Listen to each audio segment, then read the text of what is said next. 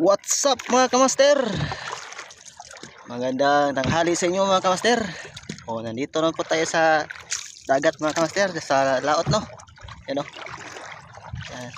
Pauwi na po tayo mga kamaster. At may nahuli po tayo no. Sobrang init mga kamaster. Grabe init. Ito po yung nahuli natin mga kamaster. Masyadong marami pero may pangulam na. Maraming salamat sa ating Panginoon. Thanks G. Yan. Ito mga kamaster. Kunin ko mga kamaster yung mga gamit natin. Madami tayong gamit mga kamaster pero konti lang nahuli. Pero pangulam na. Ayan o. Laki yan mga kamaster. Yung palad ko. Yan. Laki ito. Mga half kilo siguro ito. Ito mga kamaster. Yan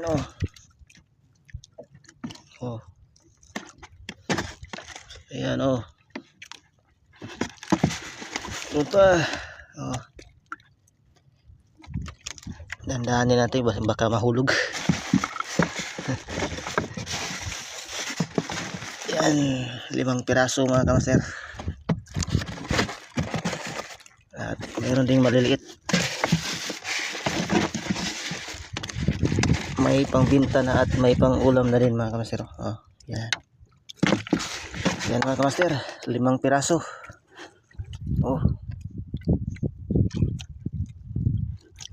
Yan yung isa mga kamaster ay napakalaki. Ito sobrang laki nito mga kamaster. Kita niyo yung palad ko. Maraming salamat sa ating Panginoon kasi hindi kasya sa lalagyan is bakit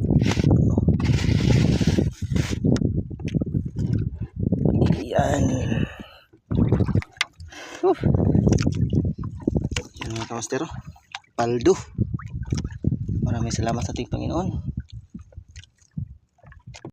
So ayan mga kamaster yun po yung ating nahuli. 5 piraso mga kamaster. Malalaki. Estimated mga kamaster 2 kilo siguro ito. 5 piraso. Yan. At may maliliit pa yung mga golden key at mga tamarong o matambaka mga kamaster. Pauwi na po ako mga kamaster. Galing po ako sa laot Ang init po mga kamaster. Grabe. Pero at least mga kamaster, sulit yung pagod natin nakahuli po tayo ng mga malalaki. Yan. Ayan Yan. Yan ang paldo. Maraming salamat sa panonood mga kamaster palagi sa aking mga videos. Yan. Napakalinaw ngayon ang dagat kasi yung hangin kanina ay satan. Kapag yan yung hangin mga kamaster ay mga 2 oras o 3 oras siguro. Pagkalipas nun ay linaw na. Yung ganito yung panahon ba, yung dagat. Makinis yung dagat. So ayan mga kamaster, naghihintay na po yung papa ko. Kasi para yung sasakyan yung sakayan, yung bangka na ginamit ko kasi yung papa ko. Yan. Ingat po kayo palagi mga kamaster. Maraming salamat sa panonood. God bless. Hihi.